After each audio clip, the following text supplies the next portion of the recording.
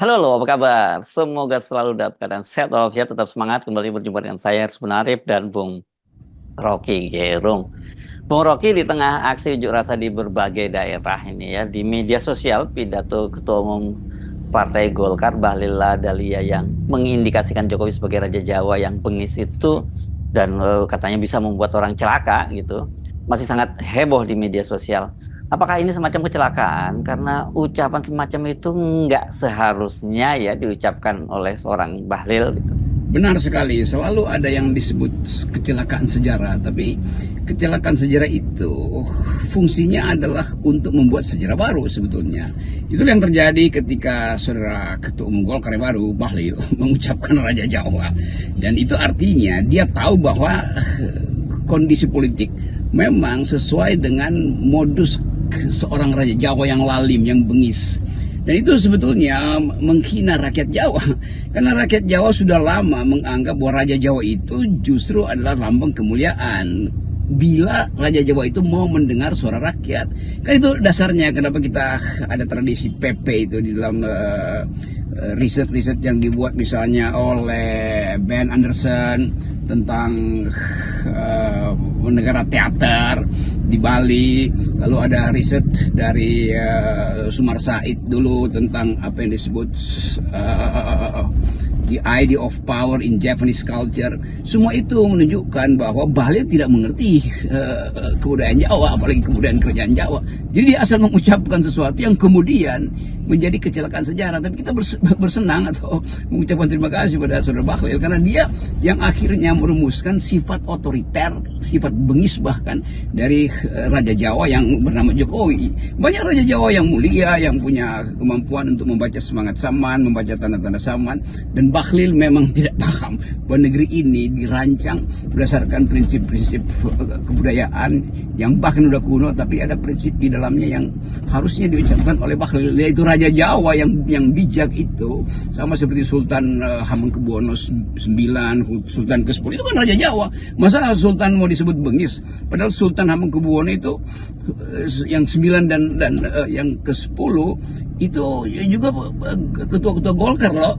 Jadi saudara Bahlil, Anda bukan sekedar bertobat, tapi Anda memang dungu di dalam membaca tradisi politik Jawa tuh.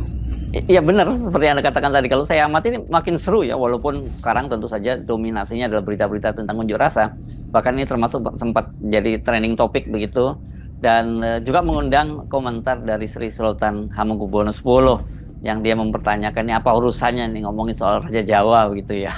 Pasti ada yang sensi juga ya kalau disebut soal Raja Jawa dengan konotasi yang negatif seperti yang disampaikan oleh Bahlil itu. Jadi kalau itu jadi trending topik sekarang, itu artinya seluruh rakyat Indonesia menganggap bahwa politik memang sudah dirumuskan dengan bagus oleh Golkar. Golkar dalam hal ini bukan Golkarnya Erlangga, tapi Golkarnya Bahlil di depan Presiden Jokowi. Dan Jokowi tentu tahu sinyal itu adalah sinyal untuk bukan sekedar menjilat, tapi menghisap seluruh kemampuan Jokowi untuk membela Bahlil. Nah sekarang kita lihat backfire efeknya tuh. Bagaimana cara menerangkan ulang bahwa Bahlil mengatakan dia cuma bercanda tuh. Ini bercanda di tempat yang formal, itu bukan bercanda. Dan diucapkan itu dengan ekspresi yang betul-betul mengkhawatirkan kita bahwa kalian itu bahaya tuh. Anda bisa digigit apa dihisap darahnya oleh sang raja. Cuman raja bengis yang punya prinsip semacam itu. Di dalam kebudayaan Nusantara kita tuh, saya misalnya meneliti Raja Bima. Raja Bima itu sebelum dia naik takhta, dia dicaci maki oleh rakyat di pasar untuk mengingatkan bahwa begitu Anda naik takhta, Anda harus kembali menghormati rakyat. Karena itu Raja Bima misalnya, dia tidak punya singgasana, dia bertemu rakyat di tikar yang sama, dia tidak duduk di kursi kerajaannya tuh. Jadi itu menandakan raja-raja Nusantara juga punya kemampuan untuk membaca naluri publik tuh. Demikian juga di satu waktu saya ke Bau-Bau dan bertemu dengan mereka yang merawat situs-situs keistanaan di kerajaan Bau-Bau, menerangkan pada saya bahwa sistem kesultanan memang memang ada di bawah-bawah, tapi bukan lagi berdasarkan dinasti, tapi dipilih tuh. Jadi sebenarnya Bahlil ini betul-betul nggak paham apa yang disebut kultur politik Indonesia tuh. Tapi udah, kita berterima kasih pada Bahlil karena ketidakpahaman dia itulah yang sekarang orang merasa bahwa betul bahwa Raja Jawa yang namanya Jokowi itu bukan tipe Raja Jawa yang mulia, tapi ini tipe Raja Jawa yang bengis. Siapa yang katakan itu? Ya Bahlil. Iya, saya juga coba membayangkan gitu. Nah, bagaimana sih perasaan Pak Jokowi gitu, karena digambarkan oleh bawahannya gitu sebagai Raja Jawa yang bengis.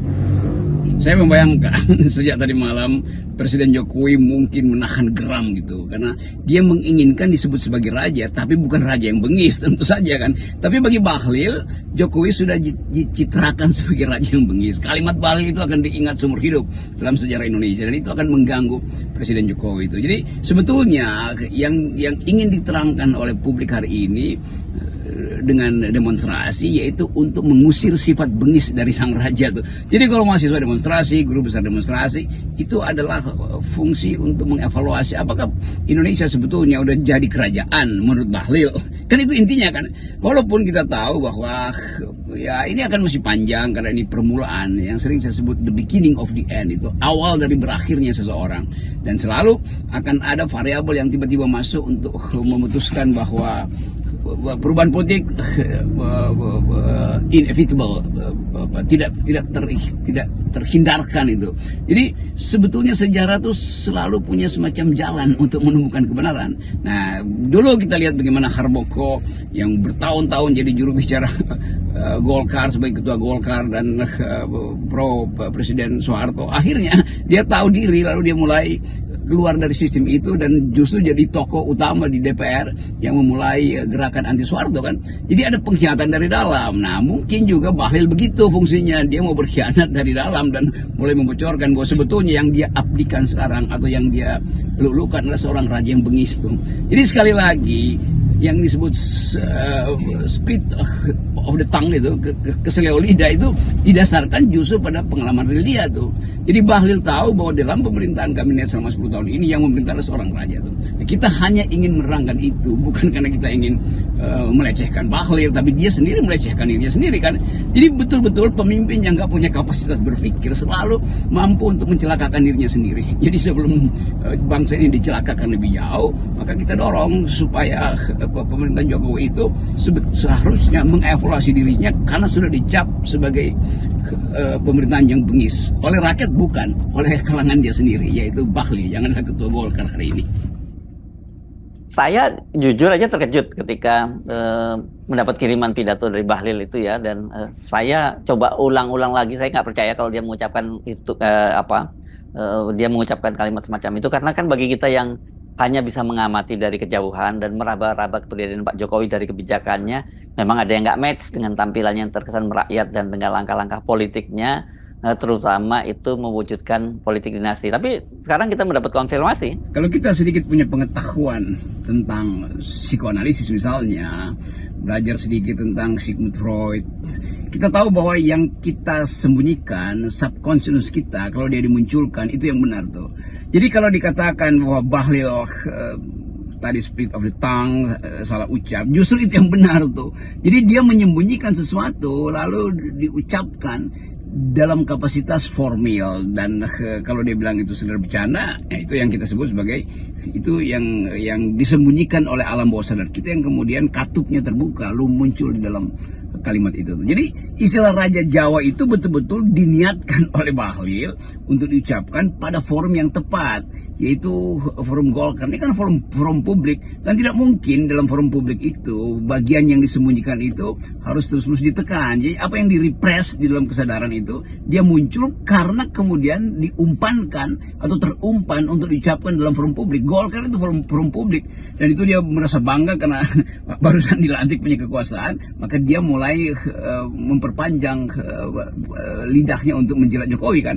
Jadi memang Bahlil bukan sebagai pribadi pribadi, tapi sebagai ketua umum Golkar memperlihatkan dengan baik bahwa dia adalah petugas dari Joko Widodo. Nah, kalau Joko Widodo itu tidak dinyatakan sebagai raja, tentu bagi Bahlil itu kurang cukup jilatisasinya kan. Jadi sebagai ketua Golkar akhirnya Bahlil merendahkan sendiri kapasitas dia itu, karena dia dari awal didesain untuk memimpin Golkar berdasarkan perintah sang Raja Jawa kan. Jadi kebengisan Raja Jawa itu betul-betul suatu sensasi baru yang diingat oleh rakyat Indonesia tuh. Nah, inilah yang disebut selalu sebagai tadi saya sebut di awal itu kecelakaan sejarah yang membahagiakan rakyat.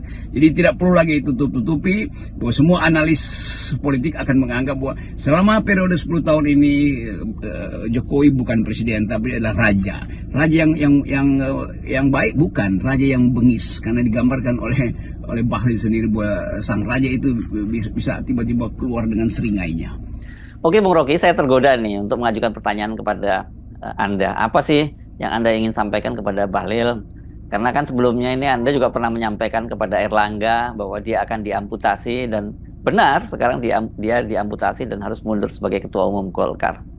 Oh, tentu saja saya mengucapkan selamat pada Pak Bahlil sebagai pimpinan Golkar yang baru, dan tidak perlu ada basa-basi untuk mengatakan bahwa Golkar memang sedang disudutkan oleh sejarah untuk jadi korban pertama dari raja yang bengis itu kan. Dan mungkin sekali Pak Jokowi lagi menahan amarah pada Bahlil, dan Bahlil lagi berupaya cari siasat untuk melembutkan keadaan, karena publik di dunia maya itu sudah sangat jelas mengerti bahwa yang dimaksud oleh Bahlil adalah Indonesia dipimpin oleh seorang raja. Jadi udah sambil kita mengucapkan salam sukses bagi Bahlil sebagai ketua Golkar yang baru, tetapi sekaligus kita ucapkan terima kasih karena Bahlil membuka rahasia istana bahwa selama ini memang istana kepresidenan itu tidak dihuni oleh seorang presiden, tapi dihuni oleh seorang tiran, oleh seorang despot. Jadi despotisme itu bahkan melampaui nepotisme. Despotisme adalah pemerintahan berdasarkan kebengisan pemimpin, itu artinya tuh. Nah, semoga Bahlil juga bisa Google apa yang disebut sebagai despotisme itu. Dan kita mengerti hari-hari ini demonstrasi itu akhirnya harus diarahkan pada seseorang yang memang punya watak bengis, yaitu Joko Widodo. Sekali lagi, ini adalah rahasia yang dibuka oleh Bahlil, yang hanya bisa diduga secara metafisik atau secara teoritis oleh kalangan pengamat, tapi secara berantan, secara terbuka, secara total, secara absolut dirumuskan dengan bagus oleh Bahlil bahwa presiden adalah seorang raja yang bengis. Baik Bung Rocky, tetap salam akal sehat. Salam akal sehat. 0%.